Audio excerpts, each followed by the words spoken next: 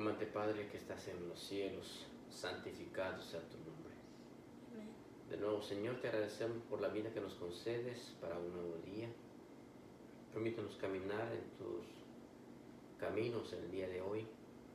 Que tu gracia y tu Espíritu Santo, Señor, una vez más nos acompañe. Sabemos que no somos dignos, mi Dios, de pedirte tus grandes favores. Pero tu grande amor son nuevas cada mañana, están disponibles para tu creación.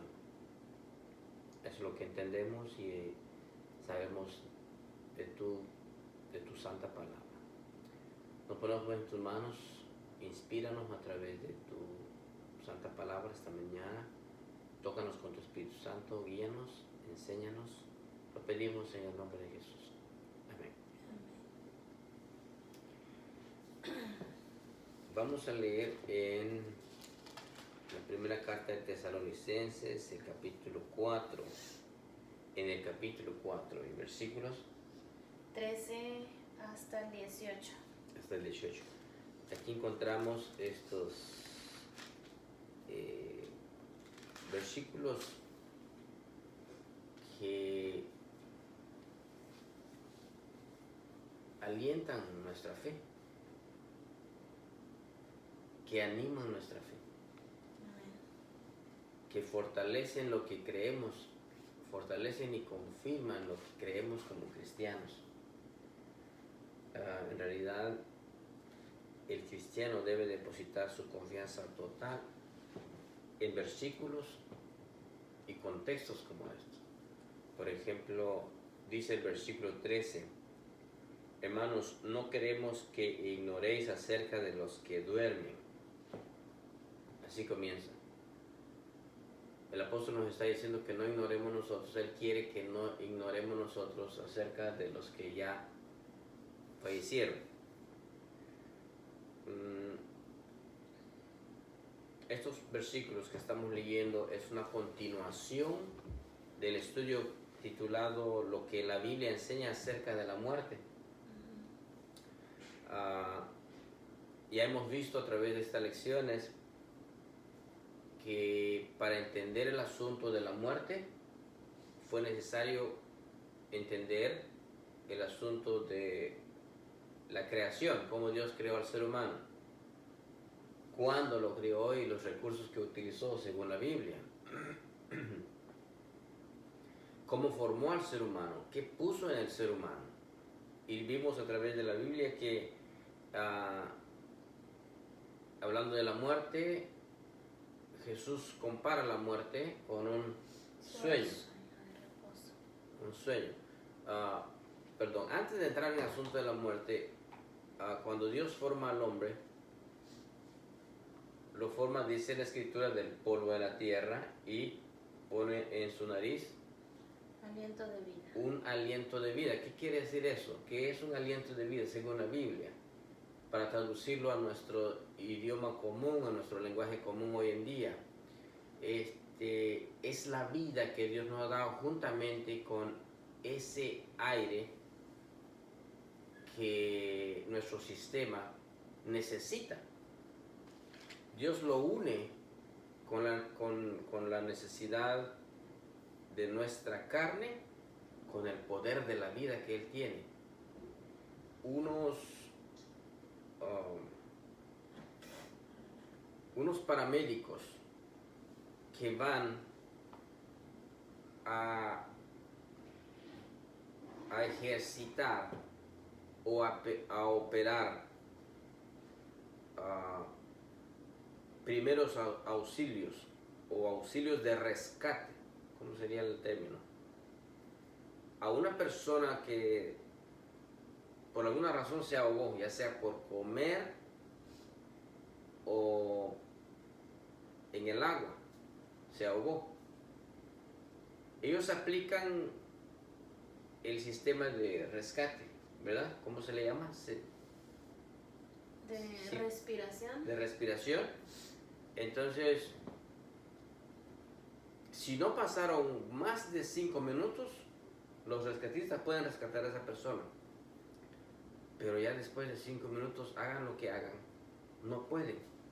El aliento de vida no está en ellos. Los primeros minutos todavía el aliento de vida está en el ser humano. Por eso cuando ellos aplican aire, pueden rescatar a la persona todavía, pero después de 5 minutos ya es demasiado tarde. El aliento de vida que Dios pone en el ser humano solamente viene de Dios.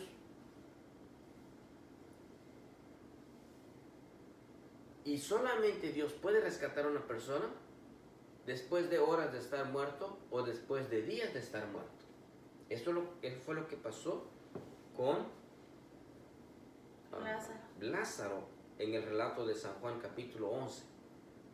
Muy bien, entonces al entender que fuimos creados por Dios y que es Dios quien puso en el ser humano aliento de vida, y ese aliento de vida, según la Biblia, cuando el ser humano muere, y eso lo vimos en Eclesiastés, cuando el ser humano muere, el aliento de vida que Dios puso en el ser humano vuelve a Dios.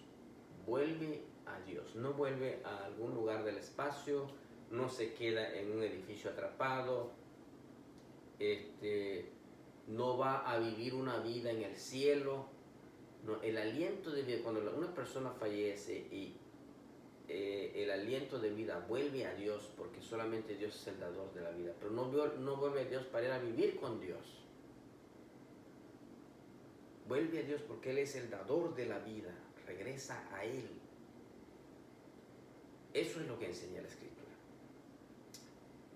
Cuando una persona fallece, lamentablemente, nosotros los seres humanos lamentamos la pérdida de un ser humano, de un ser querido. Hay dolor, hay tristeza por mucho tiempo. Y la Escritura nos enseña que cuando alguien fallece, nos da esperanza. Por eso dice aquí el apóstol, él dice: no quiero que ustedes ignoren acerca de los que están durmiendo, para que no se entristezcan como los que no tienen esperanza. Si creemos que Jesús murió y resucitó, así también Dios traerá con Jesús a los que durmieron en Él. Verso 15, por eso les decimos en palabras del Señor, que nosotros que vivimos, que habremos quedado hasta la venida del Señor, si es que nosotros también estaremos en la venida del Señor, de acuerdo a lo que el apóstol escribió, no precederemos, o sea, no nos vamos a adelantar a los que durmieron, a los que están muertos, porque el Señor mismo descenderá del cielo con voz de mando, esa voz de mando que usó cuando le dijo a Lázaro: ven fuera, con voz de mando, con el poder de la vida que está en Dios. Y esa misma voz de mando, ese mismo poder ejecutará Dios cuando esté viniendo por segunda vez a la tierra, con voz de arcángel y con trompeta de Dios, y los muertos en Cristo resucitarán primero. Luego dice el verso 17, luego nosotros los que estemos vivos, los que hayamos quedado, seremos arrebatados junto con ellos en las nubes, a recibir al Señor en el aire, y así estaremos siempre con el Señor. Así que nosotros no nos vamos a adelantar a los muertos, los que murieron confiando en Jesús. Ellos van a resucitar y ellos van a ir posiblemente delante de nosotros o junto con ellos, como dice el apóstol. Solo que ellos resucitarán, tendrán nueva vida, y los que estén vivos, y si nosotros seremos uno de ellos, estaremos muertos también, resucitaremos. Pero si estaremos vivos, seremos transformados, dice la Escritura. Y hay muchos contextos similares a esto. Mateo 24, encontramos también unos textos ahí que hablan acerca de la venida de Jesús.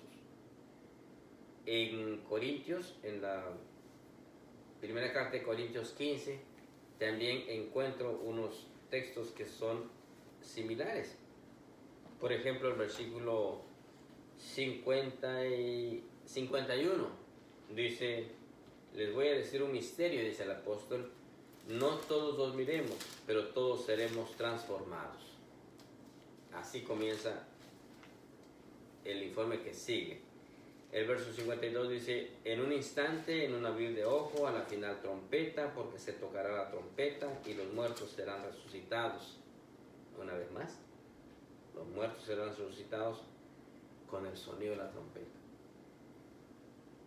Pero el sonido de la trompeta será nada más y nada menos que la voz de Jesús, que sonará como una trompeta. Porque así dice el apóstol Juan en Apocalipsis. Escuché su voz como de trompeta, dice él, pero no era más que la voz de Jesús. Y los muertos serán resucitados incorruptibles y nosotros seremos transformados. Porque es necesario que esto corruptible sea vestido de incorrupción y esto mortal sea vestido de inmortalidad. Esas palabras deben alentarnos a nosotros los que creemos en Dios, a nosotros los que creemos en Jesús. Porque en otros contextos el apóstol Pablo también dice, si Jesús no resucitó, entonces vana es nuestra fe. O sea, lo que creemos no tiene sentido si la resurrección de Cristo no se ejecutó, no se resucitó. Porque la resurrección de Jesús es la garantía de nuestra resurrección o nuestra esperanza de que tendremos nueva vida, que tendremos vida eterna.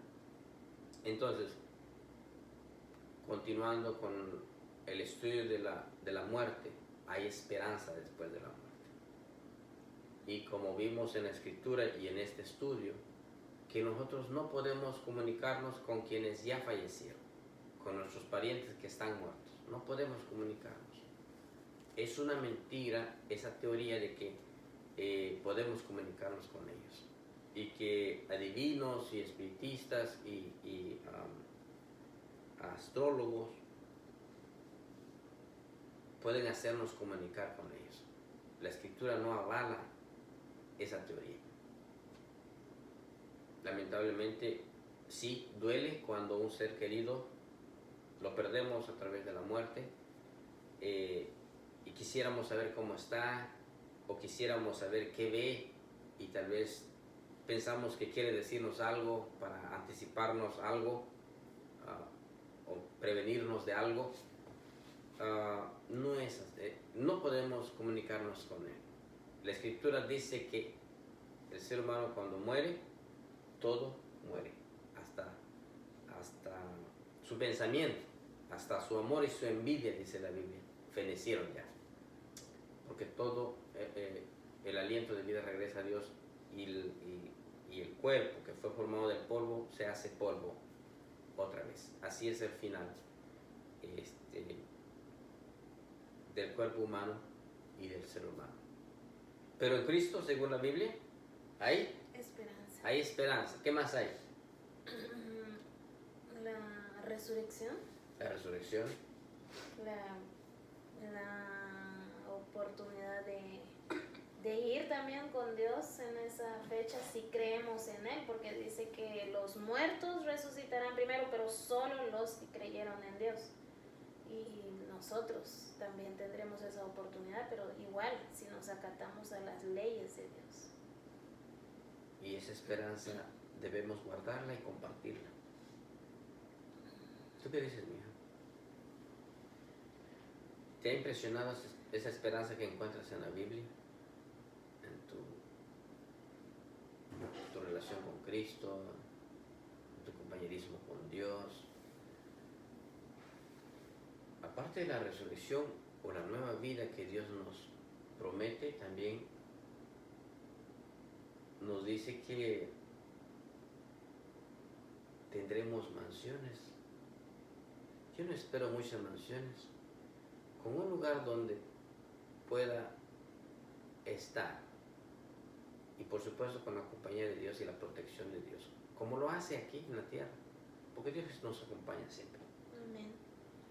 Y mayormente en el cielo, donde la promesa es: no habrá más muerte, no habrá más llanto, no habrá más dolor, no habrá más tristeza, no habrá todo lo que aquí atemoriza al ser humano.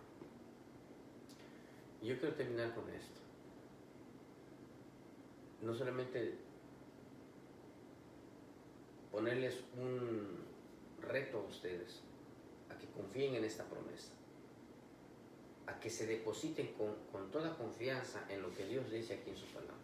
Yo que también a nuestros familiares y amigos que nos ven a través de este estudio, esta grabación, que esa es la esperanza maravillosa. San Juan capítulo 14, versículo 3 dice ahí Jesús: vendré otra vez. Ahí, así está con esas palabras. Vendré otra vez y los tomaré para traerlos conmigo. Yo no sé qué luchas están teniendo en sus vidas en este momento, pero quiero decirles que en Cristo existe esta esperanza y está en su palabra y está en disposición para todos. Vayan a San Juan capítulo 14, versículo 13. Pueden leer desde el versículo 1 hasta el verso 3, pero lean el verso 3. Él dice ahí claramente: vendré otra vez y me tomaré a mí mismo para estar con ustedes y traerlos a la casa de mi Padre.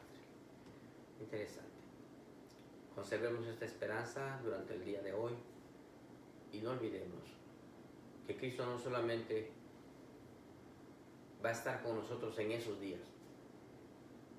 Él dice en el Evangelio de Mateo, capítulo 28, el versículo 20, 19 y 20. Dice: yo estoy con ustedes todos los días hasta el fin del mundo. Que la bendición de Dios les acompañe, y mi deseo es que la gracia, la presencia de Dios esté alrededor de sus vidas y con Amén. ustedes también. Vamos a orar. Agradecemos, Señor, por tu palabra. Gracias te damos porque nos das esperanza a través de ella. Sí, Señor. Estos son los textos y versículos en donde depositamos totalmente nuestra fe y nuestra confianza. Por eso, mi Dios, te buscamos cada día, porque sabemos que un día vendrás y estas promesas se van a cumplir. Permítenos, Señor, caminar en ellas y guardarlas en nuestra vida, conservarlas como un tesoro en nuestro corazón y seguirnos preparando cada momento, cada minuto, para cuando tú vengas. No hay fecha indicada, pero tú nos dices que vendrás. Por lo tanto, permítenos, Señor, seguirnos preparando para cuando tú llegues, no haya duda de quién eres tú, quien está viniendo. Y nos alegraremos contigo. Gracias te damos en Jesús. Amén. Amén.